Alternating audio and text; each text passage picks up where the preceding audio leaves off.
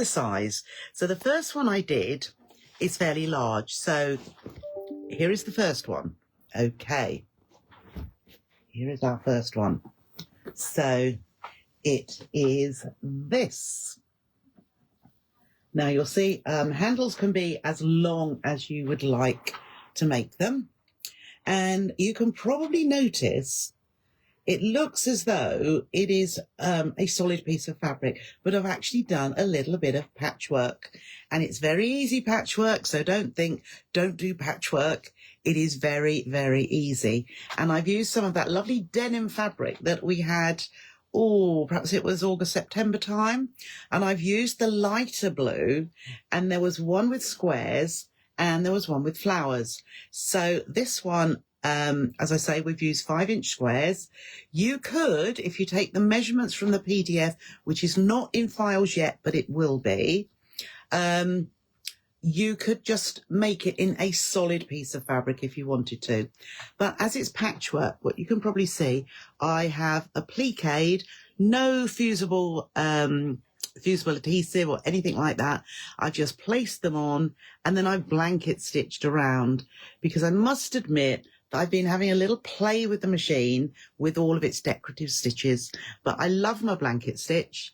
So these have been applied over where the intersection of the squares are. So if you haven't got a perfect intersection, it doesn't matter because it's covered up. So we've got squares, as I say, on point there. And as I say, they're only appliqued. We've got a zip top like that with the handles coming out the top. And then on the reverse, we have a zipped pocket along here. Let's see if I can just open that. With the zip right at the top. There's your your external pocket. It's on the outside. But you've got a pocket on the outside, and you've got appliqued squares on point on the front. So, as I say, this was the biggest one. And I thought, if we make it in 4-inch squares, what will we have then? So we have a smaller one.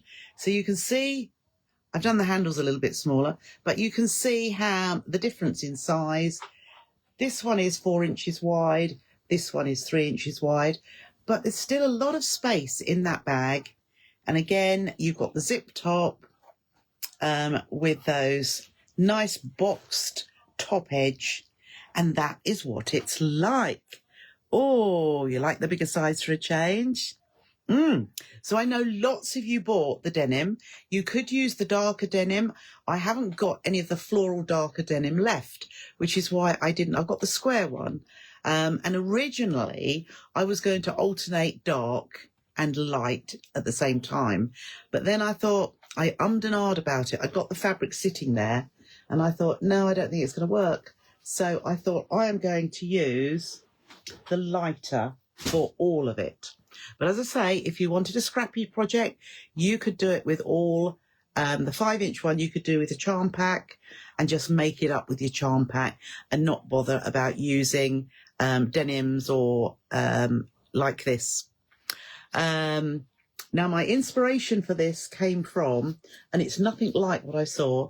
I saw a denim bag, and it wasn't patchworked, but it was pieces. And I thought, I could do scrappy denim bits all over it. And I hadn't got the time to actually work out sizes and pieces added together. And as I say, the time it would involve. So I thought, this is what we'll do. Didn't have a zip top, didn't have these parts, but this is what came from that. And it wasn't the original bag that I was going to do. So that is my usual thing. I have something in mind, and then something else triggers my imagination, and this is what we have. So shall we begin and see how we're going to make it? So let's go down here, over. So there is, that's my bit there. So we're going to do the first part of it tonight and the second part on Thursday.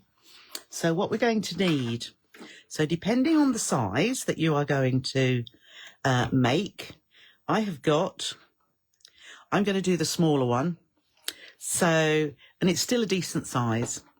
You will need 12. You'll need 12 of one. So I'm just doing in 2 different fabrics. I've got 12 of the square one and 12 of the flowery one. And we're going to do a row of, it is like a Frenchy bag. Absolutely, Judith, because they're 4-inch squares. Hello, Marion. Did you? Well, I'm here. I am okay. Oh, there's Pat. Hello, Pat. Hope you're okay. Okay, so we've got 24 squares in total. You'll need 12 for the front and 12 for the back. So we're going to make a front today. In between time, I'm going to make a back. Well, in actual fact, I've done that so that I can move forward from there. We will need fusible fleece. If you wanted to use the foam, the Fleeceline Styleville foam, you could do. It would make it more structured. But I've found that the fusible fleece gives a good stability, nice and, well, not rigid, but it gives it a nice shape to it, and is absolutely fine. You will also need some lining fabrics, which I haven't cut up yet because we will do that tomorrow evening. But I have got my little pieces of accent fabric. So I got a charm pack, and the larger one, I think I used 2.5-inch squares.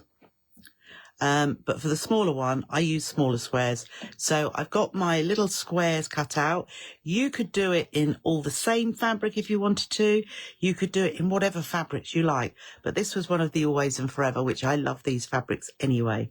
So you've just got those. You will also need a strip of fabric 4 inches wide for your handles, which I have already pressed at the moment, but we'll stitch those and get those ready. And you will also need some pieces for the pocket that goes on the, and you'll also need zippage as well. So, but we'll do that tomorrow. We're going to put the zip in tomorrow evening and construct the bag. So for the pocket, we will need a piece of lining fabric, a piece of the denim, which is going to be the outer, and then we'll need a little zip for putting that. And there's a special way of adding this to the front or the back of the bag, whichever it is going to be. But we will do that. When will we do that? We'll do that tomorrow evening as well. We will get the pocket prepared tonight, but then we'll place it onto the other piece tomorrow, because what I want to do, I want to be able to go to an ironing board and add my fusible fleece to the reverse of the front or back of the bag. We're going to make one of those tonight, and that's the first thing I'm going to do. So I thought it's quite nice to do a little bit of chain piecing. So when I have two, I keep saying so, don't I? I've got my 2 piles of the squared and the floral. So I'm going to take one of each and I'm going to put right sides together. So I've got 6 of each here, but I'm going to take one of each and I'm going to use 1/4 of an inch seam allowance, and I'm just going to pop that under the needle and I'm going to stitch. When I'm going to chain piece.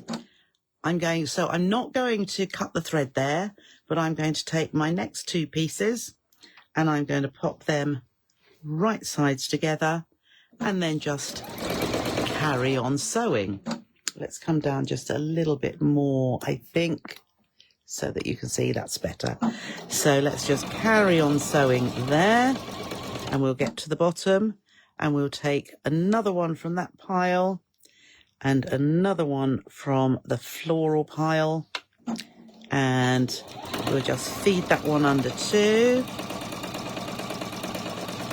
Then we'll take another one and another one. Now just make sure they're right sides together. There is a difference with the floral one, the back and the front of the fabric. I don't actually think it would matter if you had one or, you know, half of them were going in the opposite. Can you see there's a difference? That one's sort of a paler, and that the white stands out a little bit more. And I've got all of mine with the white that's standing out a little bit more. But it won't matter at all because it's a patchwork bag. And then I'll just take my last one.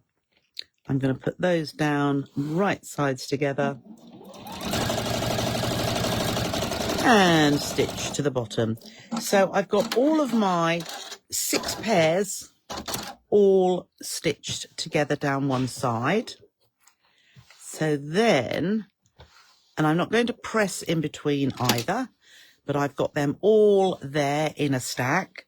So I'm going to take one of them and open it out. I'm just going to finger press that down. Then I'm going to take a second pair, open that out, and then I'm going to flip. Can you see 1, 2? I'm going to pop that one so that this is going to be right sides together, and I'm going to stitch down here to give me a row of 4. Okay, so there's my pile. I'm going to take 2 more, and I'm doing them all exactly the same. So this one had got the square first, and we want the squares going onto the floral. So we just line that up and stitch down there. And then we're going to take the next one and the next one, square onto the floral. But, you know, to be honest, it wouldn't matter if you did a square next to a square. But, you know, I like to have things being a little bit regimented or organised. I'm just going to clip them apart now. And when we open that out, we have got 1 row, alternating the fabrics. So the next thing, I've got 3 rows here. Here's my second row. Now I don't want a square on a square, so I'm just going to swivel that round. So I've got a flower, and then I'm going to pop that right sides together, and I'm not pressing because I'm going to make these seams nest as I go.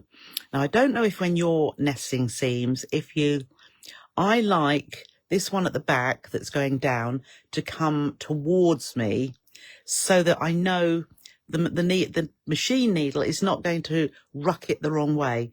So I'm just going to pull that towards me, and then this top one, I'm going to nest that away from me because I can put my finger on there and make sure it's going in the right direction.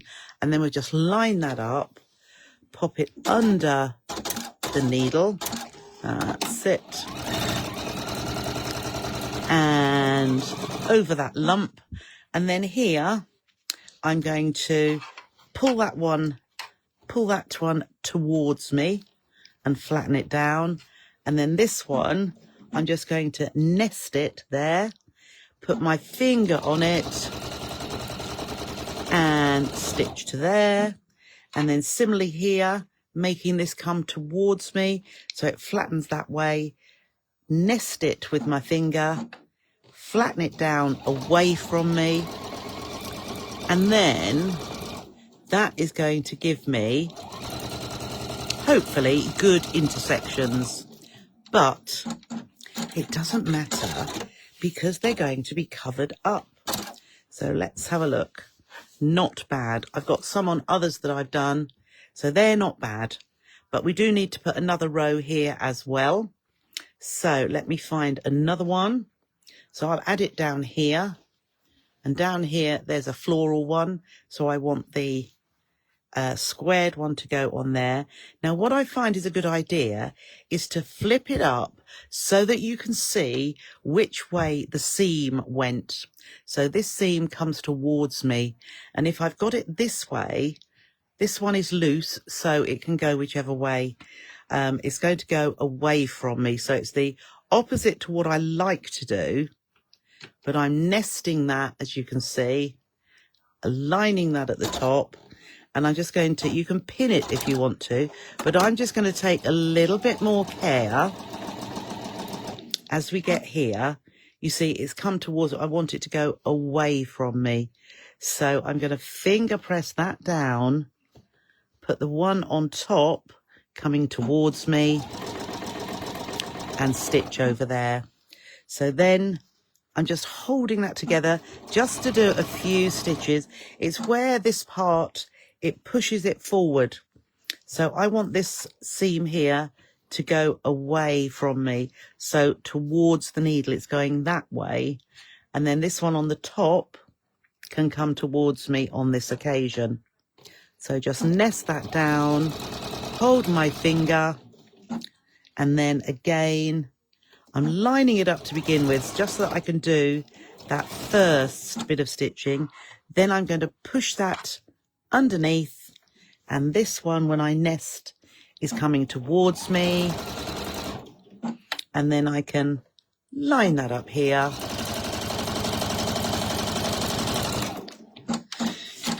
And stitch. Okay.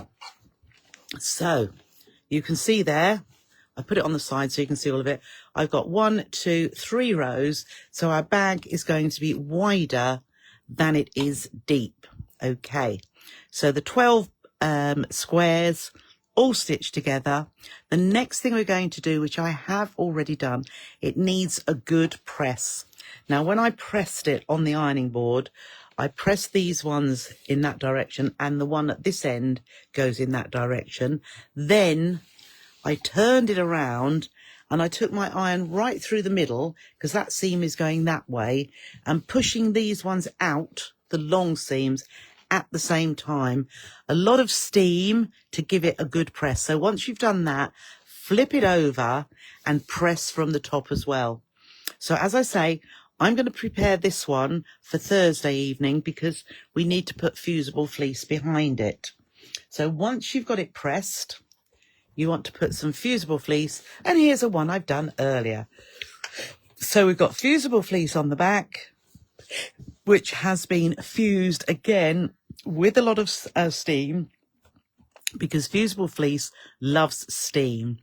So, and you can see here, that was a bit of a mismatch, but it's not going to matter. So the next step, having got your fusible fleece on the whole of the reverse, the next thing we're going to do is to quilt it. Now, when I say quilt, I'm not going to put a walking foot on, because the fusible fleece is holding it nice and firmly. It's not going to stretch. It's not going to go wonky, but I'm going to stitch along both sides, 1/4 inch to both sides of, let me have a look here, to both sides of the seams. So as you can see here, can you see I've gone down here and down here and across here and across here. Now, this one, I did the quilting before I added the applique shapes. However, the first one, I didn't. I forgot about the quilting, and I'll show you the effect, which actually it takes a little bit longer, because rather than doing straight lines, what I've done here, I had applied my shapes and stitched around, and then I thought, blow, I meant to do some quilting.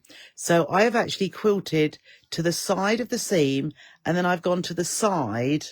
Can you see that there? I've gone to the side of the shape so that, well, it's not the best part to show you.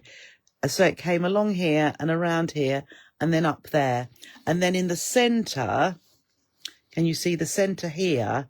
I've actually gone all the way inside, around here and around there. So each of these parts is just in. So we're going down here, along the edge of the applique, cross here, and up here. And then the centre is like 2. I've gone around here, around and there. So I do think when you see it, probably would have been better to do it in a contrast thread so it stood out a little bit more. but close up you can see it is quite effective, but it takes longer because you're moving your piece of fabric around all the time, as opposed to what I'm going to show you now.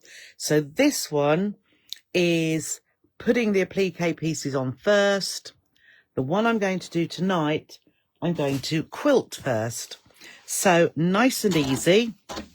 I'm going to do my long seams first, and you'll see it doesn't take that long to do these. So I'm turning up my stitch length to 3.6, and that's why you'll see it really doesn't take too long. So all I'm doing is I'm allowing the side of the foot to follow the seam. So all the way down to the end and cut the thread. So I'm doing to the left of the seam first of all. So again, the side of my foot is following that seam line, so I haven't had to do any marking. No marking at all. Right, so once I've done the two long seams, I'm going to swivel it round so that I'm going back down the other side of the seams. It's still the left-hand side, but I've turned it round so that I'm going down the other side of the seam. But as I say, you can see how quick it is because I have a long length stitch and because I'm only doing straight lines. So it's a nice little practice for doing a little bit of quilting. If I were using a Thermolam or Styleville, the foam one, or even you could use the 80-20, it'll be a softer feel, but I would use a walking foot then. So now I'm going to the left of the short seams. So just the length, the 3 rows. So again, where my intersection was a bit wonky, I've sort of just gone across that as if nothing had happened there. So again, and straight down here. So always down the left-hand side to start with, and cut the thread, and the last one here, and then we will go down the right-hand side. I'm just checking. Sometimes my needle keeps unthreading, so I have to check that it's actually stitching. Okay, so that's the end there. Oh, you see, I checked and it wasn't. So I don't know why this keeps on happening. I think it's when my bobbin gets a little bit lower, it unthreads itself. Why, I just don't know. So having gone all the way down there, I didn't stitch at all. So let's just see. I thought it was. Yes. Or are we? Yes, we're stitching now.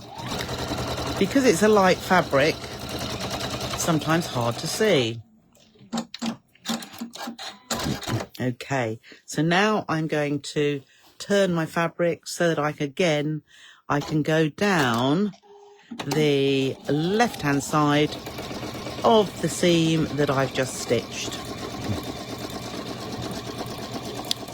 Okay, cut the thread, and then again.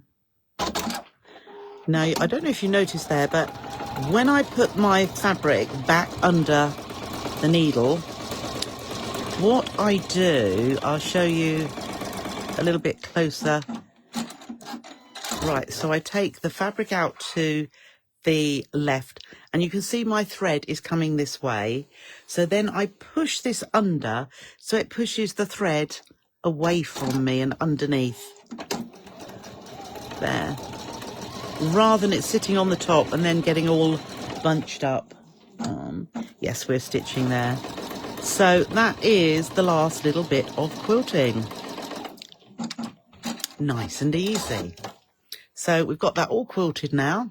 It just adds to it, don't you think? And as I say, if I'd used a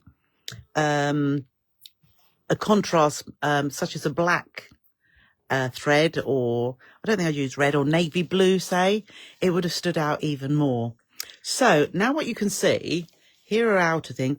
We have got 6 intersections, hence I have 6 squares of fabric. So I am going to put, these will actually sit so that the points go on the seams and these points go on the horizontal seams.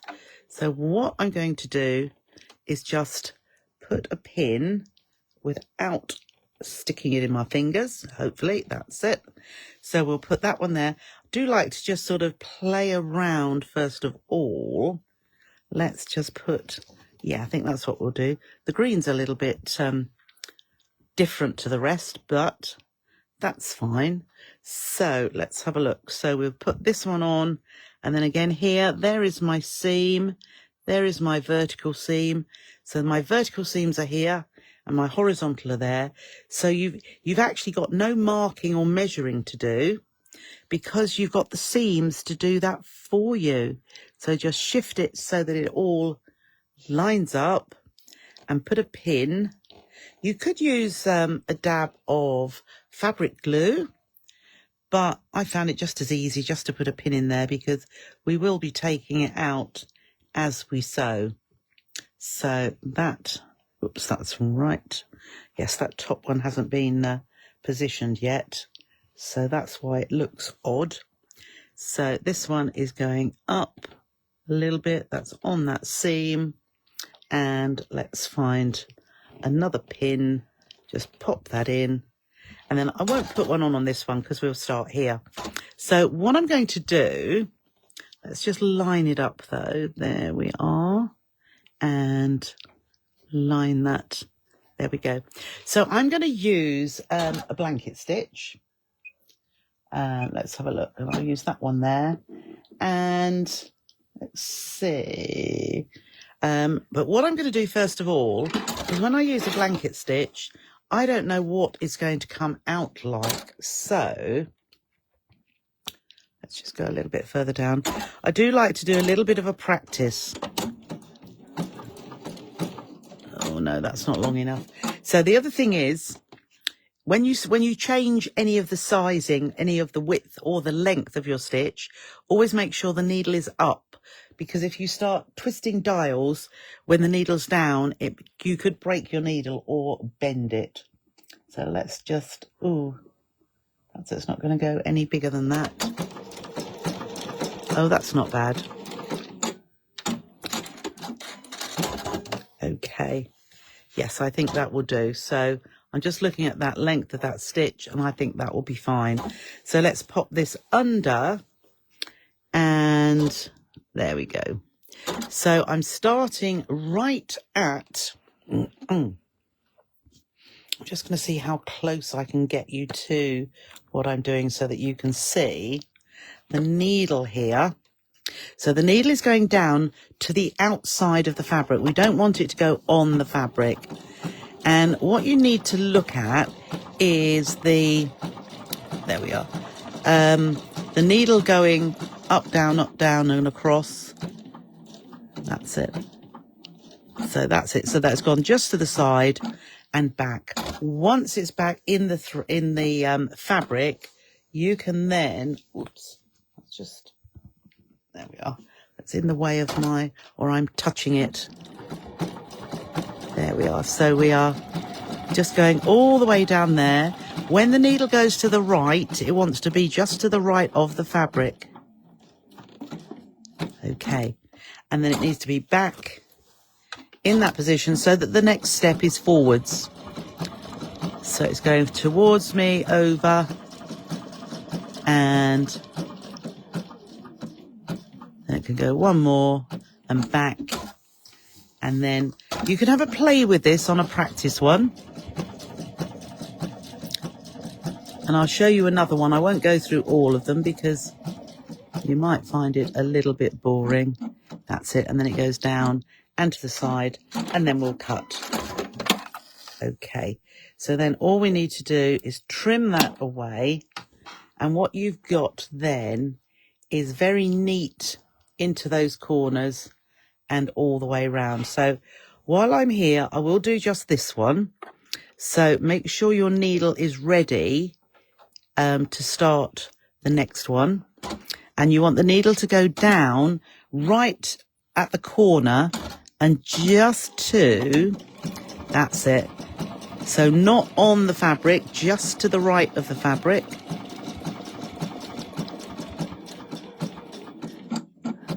Okay, so we've got to that corner, and then we can pivot round. And again, when the needle goes to the right, it's going directly into the background fabric. I'm just going to pull that pin out now, because I don't want that in there. So it'll be in the way for the next time.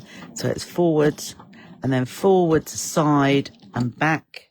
And then it's ready to turn again. So just hold that out. Just flatten your fabric down so that it's nice and flat.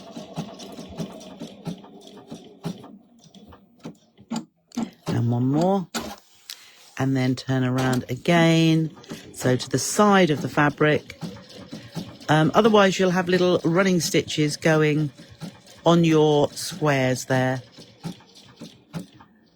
So one more into the corner and cut. Okay, so as I say, have a little play, have a little practice, and there we are. So on a darker fabric, it looks really nice. Oh, there's Janet, no problem at all. So you would do that for all 6, and then we can set that aside. So let's yes, we're about 1/4 past. That's quite good. So you've got all 6 of these to do. If you want to use a different decorative stitch, by all means do. But something that goes, you could satin stitch it. So zigzag all the way around, or close your zigzags up so that it is a solid satin stitch all the way around. Whatever you would like to do. And so then you'll end up with a piece of your, which will be the front or the back. I would say probably this is the front, because the one with the pocket on, I would tend to have that against my body so that it's protected. Okay, so that's what we're going to do for that. Now, the next thing here, I'm just going to do this first of all. It looks like I need to fill my bobbin. So for those of you that have never done a bag handle, I'll just go through this. But I would take it, when you've got a long strip, I take it to the ironing board as a long flat strip, 4 inches wide, fold it in half with wrong sides together and press. Then I open it out and we've got this centre crease. You then fold the raw edge into that centre crease and press, and then the other side as well, press that in and press. So you pressed all the way along. Your band looks like this, and then you fold it in half and you give it another press so that it's nice. It conceals all the raw edges in the middle. Right, so from here I always stitch this open side first of all, because we're going to top stitch here. So let's just, that's it. And again, top stitching I would do at, I don't want that, do I? I want this. I would do at 3.4, 3.6. I like a long top stitch. So here we go. Let's see how far we get along here. So also being a longer stitch means that it stitches quicker. And you could do a 1/4 inch from the edge if you want. I tend to do 1/8 of an inch from the edge. So on my foot here, there's a little silver bit, and halfway across is where I line that up to give me 1/8 of an inch from the edge. And having pressed it all, I'm just pressing down on that to keep those edges in nicely aligned. The folds all are lined up, but it is so much easier doing this first of all, because if you stitched along this side first, it could be that you have you could have stitched it like that, and then these bits, this is a bit exaggerated, but these folds don't line up. So by doing this side first of all, it makes sure that those sides have lined up. When I get to the end here, I don't cut the thread because this is going to be in the seam allowance anyway, but I just stitch across and then we can whiz down the other side. Okay. So we are whizzing down here. As I say, hopefully, whoops, we went in a little bit there. Nobody will notice.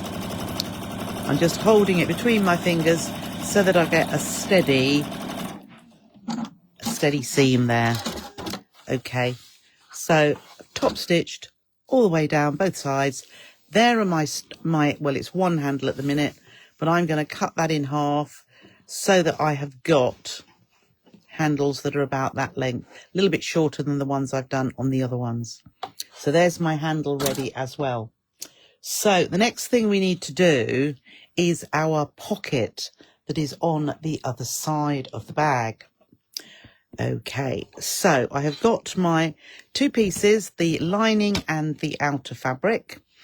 And the first thing we are going to do is we are going to, I can't remember what length this is, but it is a square. We're going to cut our zip. Well, we're not going to do that first. I'm going to put a tab on the end, but we're going to cut this zip so it's an inch shorter than the width here. So the first thing I'm going to do though is to put some little tabs. And let's see if I have, oh no, that's no good. I haven't got a bit of fabric now. So let's have a look. Just need a little bit here. Perhaps we will have, let's have some, no, let's have, in fact, I'm going to have a different piece on each end. No, I think I've put to use 1.5 inch pieces. That will be, yes, that'll be fine because we only want small pieces. So we have, my scissors have gone. So we want two little pieces, one for each end. So I've made it wider than the actual zip. And all we're going to do is fold a little bit in. And I'm just going to nail press that down there. And a little bit. And then I'm going to fold this in half. So as you can see, it is quite a narrow tab. We don't want a wide tab. And then let's pop that one just there. This end is already cut nice and square. So I'm just going to pop that inside and we can clip that to hold it. And then I'm just going to stitch down that through both layers. I'll just take that off now. Stitch through both layers. Now we don't want a, there we go. No, we just want, where are we? There we go. That's it. We're just going to stitch through all the layers here just to make that nice and neat. So, oh, there's my scissors there. Okay. So having stitched down there, we can then, and hopefully it isn't. See, mine's not very good there because it's twisted a little bit. But there we have a tab. And then at the other end, if we take our pocket top, we want this to be about 1/2 inch here and also 1/2 inch at this end. So don't forget, I'm just going to put a pin in there just to hold that. And then we can pull the zip back. So that is going there. And I'm going to cut this, as I say, about 1/2 inch shorter. That's it. So I'm just going to clip those bits off so that we have, there we are, so that we have that excess bit there. And then I'm just going to, so that the zip tab doesn't come off or the zipper pull doesn't come off, Let's take that off now. I'm just going to stitch that up. So I'm just going to put that under the machine.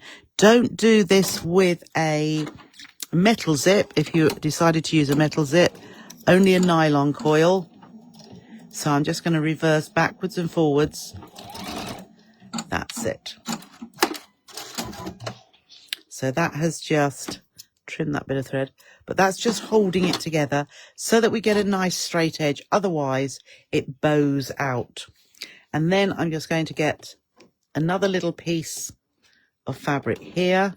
So we can just finger press that. Finger press. It would be better pressed with an iron, and then fold that over and finger press along there. Okay. So that that is nice and neat. And then we're going to pop this into the little section, the little tab, so that it comes right to that end. Okay. And we want that to be lined up on the back and the front. And we don't want that to open up. So straight under here. And let's see if we can get this one to be a little bit straighter than the previous one. Oh, no, it's gone off a little bit there. Okay, so we can then trim that off. There we go. So now we have a little zip with two tabbed ends, and we can do that up. Looks a lot better. So we've got two tabs there. So now we're going to place this right side down along the top of, we're not going to see that bit there, but let's just trim that off. There we go. Don't want those little bits of thread. So we're going to place it along there, and we'll have a pin or two because we want that to stay just there. I might even open that up because that just sort of makes it bulge a little bit. Okay, and then we'll put a pin to hold that, and we'll actually put another pin, another pin to hold that, so it's holding it in place. We now need our lining fabric, which we're going to put right side down onto the top of it, and we can also then just line that up and take the pin out and just line that up there. Now what I would suggest is that we stitch from this side. No, I'm not. I'm going to say, if you stitch from that side, the lining fabric doesn't stretch at all. But saying that, because the zip is here and we can feel it, it's going to be easier. I think we'll do it this way. Sometimes I do it one way, sometimes I do it the other way. It is just an option. But, oh no, I have got my... So I am going to... I was just going to change my needle position, but instead I am going to put a zipper foot on for a change, because I just remembered where my zipper foot was. So let's just move that over. There we go. So I've got my zipper foot on now. So I am now going to stitch across here. So we'll keep that pin in till we get there. And then I'm going to hold that and just make sure, oh, you see the zipper pull is coming up in a moment. So now with the zipper pull under here, I am going to lift the presser foot so that I can grab hold of my zipper pull and pull it back. And then I'm just going to flatten that down again.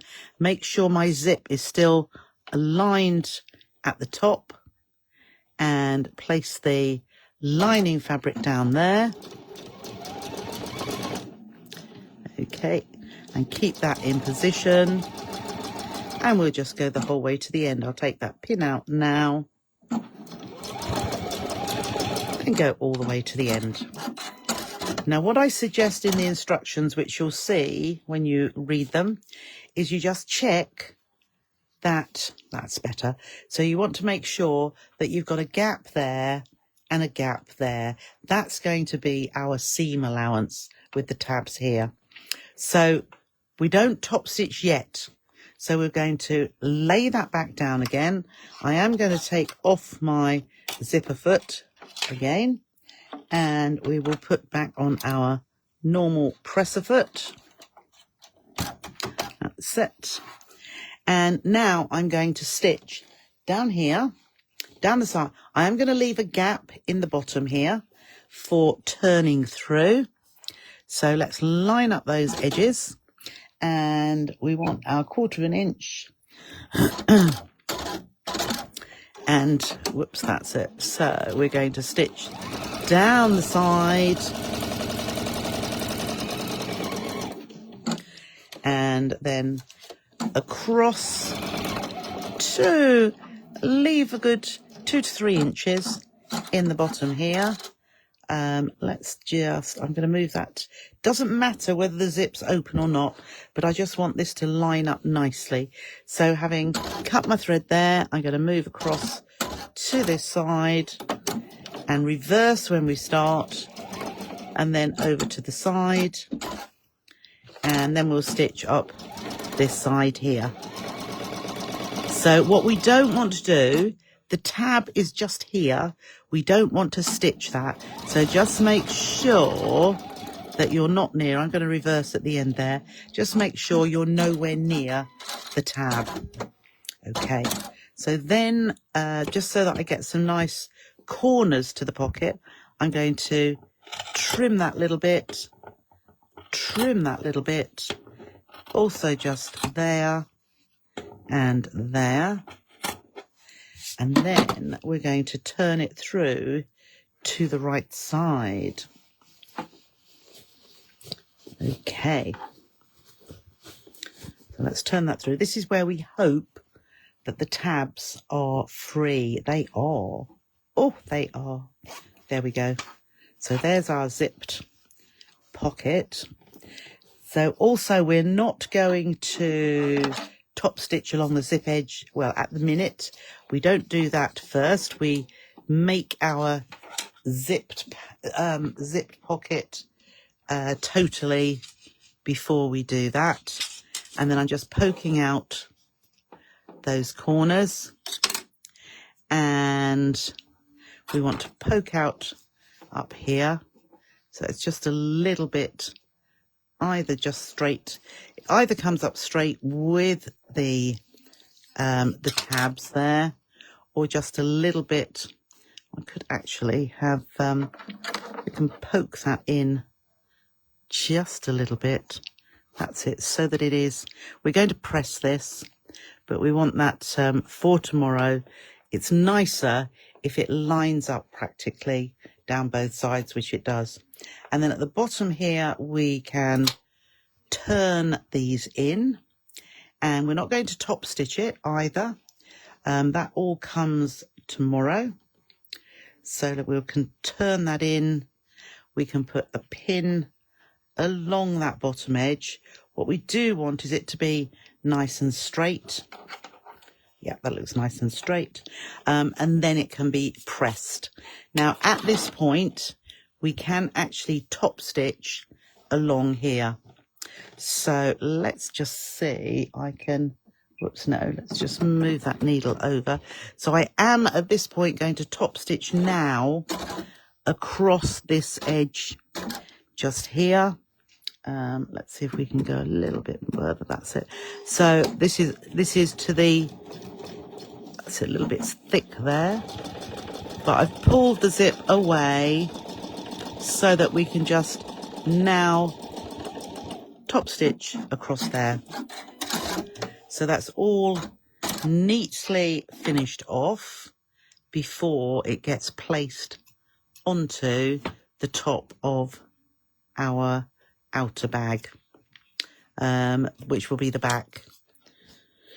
Okay, so you will have, obviously we've got the raw edge, or it's not a raw edge, but the edge of the tape here, which we don't want to have. And when we have popped it onto, my bit of thread there. When we've popped it onto our bag, you won't have that showing at all. So, oops, let's just, oh, there we go. I'll just show you so you can see here that the zip, this is the wrong way, the zip is actually at the top. Let's turn it round so it's the proper way round. The zip is up here. This is our zip pocket. And at the minute, that edge is going to be right at the top here. But I've got a foolproof way of showing you how to get that in the right place and how to get it nice and neat so that your zip or the pocket looks really nice on the front there. Okay. That is perfect timing. So we've got, as I say, we have got our pocket done now for the other side. We have got our handle done as well. We have got our front almost finished and these to be stitched around. And that was the reason, rather than you watching me just stitching around a square, which is not really a great bit of fun, or you're not learning too much, much better that we do it in two parts. So if you're wanting to do this tomorrow, you could get your pieces ready and so that is, I need to finish that off. I've also got my second piece as well, which I just need to press and put my fusible fleece on the back, ready, and this won't take long at all, ready to put our pocket onto that piece there. Okay, so we can do that tomorrow, rather on Thursday. And on Thursday, we will get the lining and put the zip in along the top, another little way there, and we should have it all finished, all in one go. So all I'll say is thank you for joining me tonight. It has been lovely. Nice to talk to some friendly people. Oh, thank you, Leslie. I'm glad you do. And Caroline likes it too. So yeah, it's just, it's not extremely difficult. It was a nice, easy, I should think you've got it in your mind as what you need to do. You've got the front and the back, both made up in the same way, but one is finished a little bit differently, one with the pocket, one with the applique.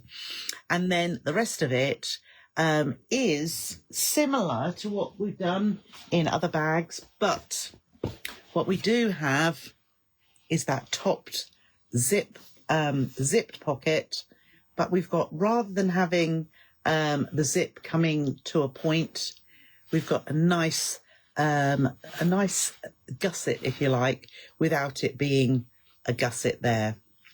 So all ready to finish that on Thursday, and I look forward to it. So hopefully, oh no, I can't see any snow coming down yet. I've got a window just over there and I can't see anything, so fingers crossed. There might be a little bit of snow tonight, but stay safe, stay warm, and carry on sewing, or keep sewing I should say, just to keep the juices flowing. And I'll be back with you on Thursday. So thanks for joining me tonight. Enjoy the rest of your evening, and I'll see you on Thursday. Bye for now.